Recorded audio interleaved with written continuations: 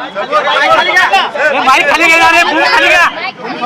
अरे तुझाच फोन घे, खाली घेणार. संदीपजी बोला बोला. बोला. महत्वाची गोष्ट म्हणजे तुम्ही जर ह्याच्यामध्ये दोषी नसताल तर पहिल्या दिवशीपासून तुम्ही कशामुळे फरार झाले हा माझा विषय. जर तुम्ही त्याच्यामध्ये नसलाल तर पहिल्या समोर बघा संदीप काय झाले होते. बरोबर. त्याचबरोबर एक महत्वाचा प्रश्न होतो की इतके दिवस 21 दिवस फरार होते परंतु पोलिसांना सापडत नाहीत आणि आदल्या दिवशी मुख्यमंत्र्यांची भेट धनंजय मुंडे घेतात आणि त्यानंतर दुसऱ्या दिवशी लगेच सरेंडर होतात. हे बघा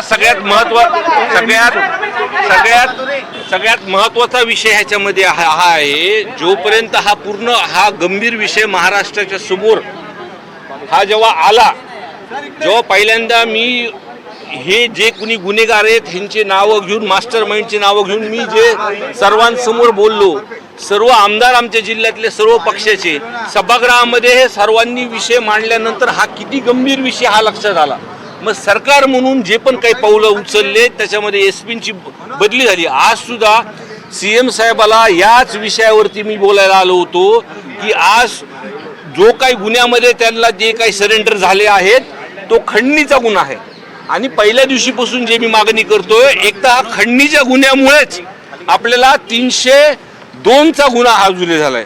या दोन्ही गुन्ह्यामध्ये कनेक्शन आहे. आज सुद्धा मी त्यांना CM साहेबाला ही मागणी केली की त्यांना ही केस अंडर ट्रायल तुम्ही चालवा आणि दुसरा विषय 302 मध्ये कट कारस्थान म्हणून जे गुन्हे असतील, जे मोबाईलचे CDR असतील हे तपासून आपण त्यांच्यावर कारवाई करा.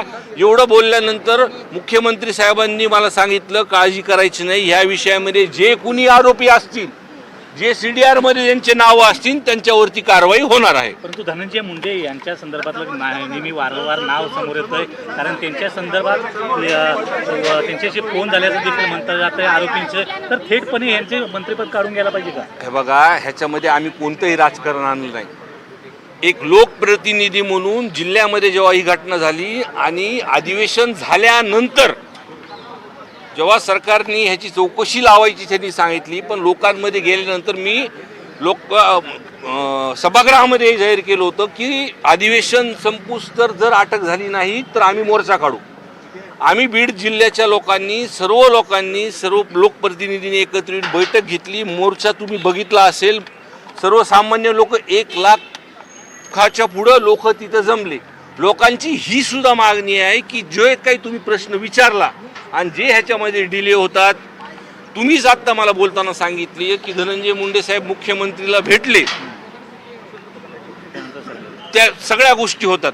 त्याच्यामुळं आमची एक प्रामाणिकपणे मागणी आहे आणि त्या कुटुंबाची मागणी आहे की 3-4 महिने जर हा गुन्हा फास्ट ट्रॅकवरती घेतला आणि जे कोणी गुन्हेगार आहेत ते समोर आणले तोपर्यंत धनंजय मुंडे साहेबांना राजीनामा द्यायला लावा आणि 3-4 महिन्यानंतर हे झाल्यानंतर परत शपथ घ्या. ही आमची मागणी सुरुवातीपासून आहे. पण वाल्मिक कराड असं म्हणतायत की ज्या हत्येचा जो प्रकार घडला आहे त्याशी माझं काही संबंध नाही, कुठेतरी राजकारण केलं जाते आणि माझं नाव त्यामध्ये टाकलं जातं. हे बघा हा महाराष्ट्राचा, मी तर सभागृहामध्ये मी दुसऱ्यांदा आमदार झालो, पहिल्यांदा हा विषय बघितला का एका विषयामध्ये सर्व पक्षाचे लोक होते.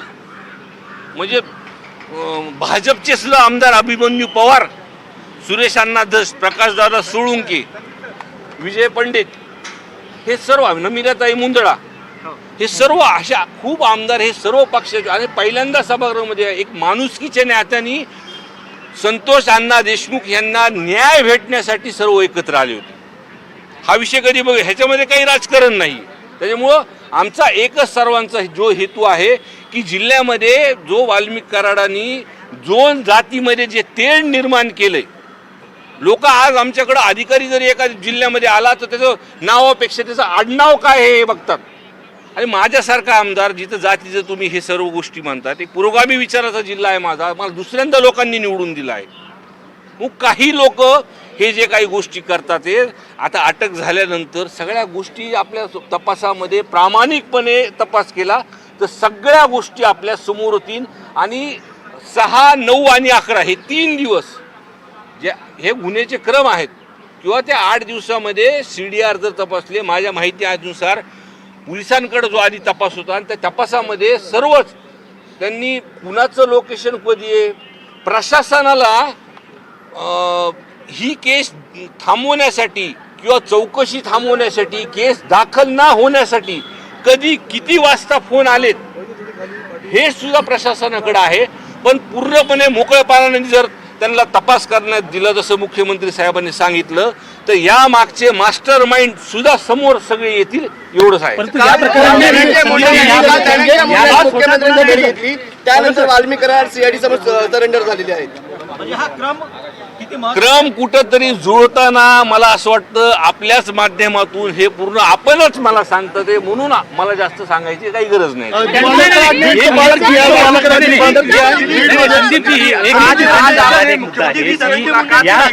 प्रकरणातले जे तीन आरोपी आहेत ते मात्र अद्याप फरार आहेत. बघा, त्यांनी नैतिकता दाखवून जे 28 तारखेला सर्व जातीपातीचे लोक जे बीड जिल्ह्यामध्ये जो मोर्चा झाला, आपल्या सर्व इलेक्ट्रॉनिक मीडियाने तो कव्हर केला. कुणालाही गाडी न देता तिथं लोक स्वतःहून आले की हे कुठंतरी थांबलं पाहिजे.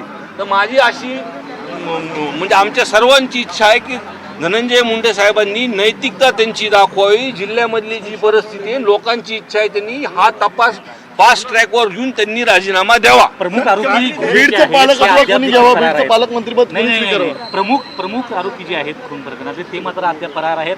कारण वाल्मिक कराडच्या नावाखाली मात्र या तिघांकडे दुर्लक्ष होतंय का? कारण त्यांनीच प्रामुख्याने खून केलेला आहे. हे बघा, हा जो ज्या पद्धतीने आता तपास चालू आहे, आज अटक झालेली आहे आणि काही गुन्हेगार सुद्धा फरार. मला तर असं अनावर आलं तर खरं आहे खोटं मला माहीत नाही, पण जे काही प्रकार हा घडला, 2 मोबाईल त्यांचे सापडलेले आहेत. त्या 2 मोबाईलमध्ये सगळे CDR हे आहे आणि ते सर्व घटनाक्रमचे व्हिडिओ सुद्धा आहेत.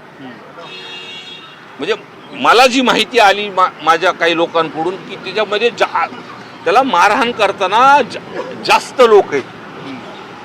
काही गोष्टी तपास जसा चालू आहे, काय चालू आहे, काही गोष्टी आता पुढे येतीलच लोक आपल्याला.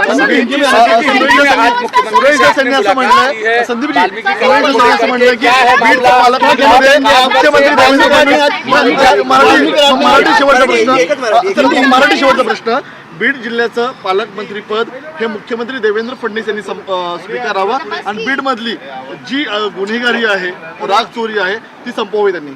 हे बघा, जसं अण्णाजी आपण आपल्याच माध्यमात जे काही बोललेत, आमची इच्छा तीच आहे की पालकमंत्रीपद हा सत्ताधारी पक्षांचा हा विषय आहे, पण हा गुन्हा पूर्णपणे लोकांसमोर जोपर्यंत येत नाही तोपर्यंत धनंजय मुंडे साहेबांनी राजीनामा द्यावा, ही आमची मागणी आहे. संदीप जी, आज मुख्यमंत्री से आपने मुलाकात की है वाल्मीकि करार को लेकर के, क्या बातचीत हुई और मुख्यमंत्री ने क्या मुख्यमंत्री साहब से मैंने आज उन्होंने मुझे वक्त दिया, मुझसे बात की. मैंने उनको इतना ही कहा कि आज जो आपने सभागृह में हम सभी ने जो बात ली उस पर आपने कहा, उसके बाद में उसमें SP की वहाँ पर नए SP साहब आए, 2-4 जो भी उन्होंने चार्ज लेने के बाद 2 नंबर जो धंधे थे वो बंद हो गए, कुछ लोग अटक हो गए, आज सरेंडर भी हो गए वाल्मीकि कराड़. तो अभी तपास में गति है, पर मैंने उनको ये भी कहा कि ये जो वाल्मीकि कराड़ है, ये जो केस है, ये अंडर ट्रायल चलनी चाहिए.